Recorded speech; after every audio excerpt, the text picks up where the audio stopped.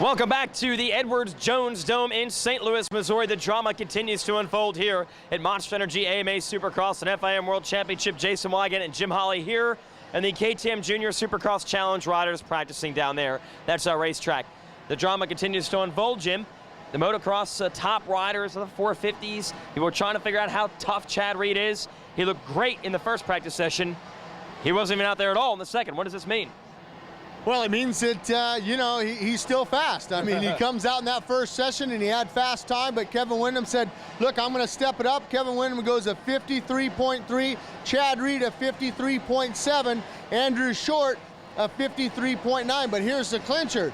Chad Reed actually got credited with a 53.7 because of the fact that he stopped after he laid down that lap time. So the AMA says, look, if you're laying down lap time, you got to keep going out there. You're not allowed to stop out there. So, but the second practice, he sat out. He just said, I know I can go fast. I learned the track, obviously, and we've seen him do it in the past, sit out practices before and come back and win the main event. So we'll see. I mean, I think that he's pretty safe for not taking a provisional tonight and saving it if he needs it for Seattle, if there's a mechanical or something, if it's raining up in Seattle. But maybe this year it's not going to be raining. I'm praying next weekend it's not raining in Seattle. Yeah, we hope not either, because there's a big showdown in the West Region Lights for a championship there, just like there is one here in St. Louis. 3 points separate Ryan Villopoto and Trey Kennard, but a big difference in lap time separates Villopoto from everyone so far today. And you have the same three guys out there that posted the top three positions. The first session out there, Villopoto,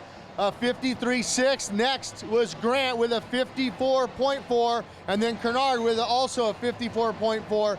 Come back the next time, same lap time, a 53.6. Real consistent for Ryan Villopoto. Josh Grant, he took it down a little bit, a couple tenths, a 54.2, and then losing about 4 tenths was Trey Kennard with a 54.8. So that tells me that if Villopoto gets a start, Trey Kennard is in trouble. Well, I was just going to say that. Maybe Kennard's best bet then is to hope for some bad luck for Villopoto.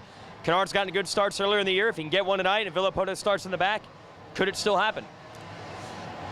Pressure's a hard thing to deal with. I mean, you're going to go by your mechanics. You're going to see you out front. You're going to see Villopoto buried in the back. They're going to say Villopoto 8th. You're going to come around the next lap, Villopoto 5th. You're going to come around the next lap or two, Villopoto 3rd. Then you're going to see that board say plus 5 seconds. Then the next lap, plus 3. Well, that means Villopoto's coming hard, depending on how many laps are left. If there's only 7 laps, you start to worry and you start to make mistakes if you're out front. Man, I'm just getting pumped thinking about these scenarios. It's going to be great tonight. Chad Reed, a big question mark, but we can tell you this, not just the lap times, but the 22 looked pretty much like his old self when he was out there. Yeah, he looked comfortable out there. I mean, he was doing a lot of the sections, and he was cautious, though. I mean, I got to give him that. He was cautious. He wasn't going to be the first one to do one of those sections like he was last weekend, and he paid the price for it. He let somebody else do it. He pulled off the track. He'd watch him do that section. He says, okay, that's how it's done. All right. He's not going to be the guy, I think, these next 3 races that are left, to going out and doing the first obstacle and saying, everyone else, look, Chad did it. We need to follow him. Chad's going to let a couple of other guys do it, and then Chad's going to follow him. So he looked good. He didn't look perfect, though. And that's just going to make things more and more intriguing as we head down to the finale of this series. Make sure you listen to our webcast tonight on supercrossonline.com. That's the best way to stay up close and personal with us.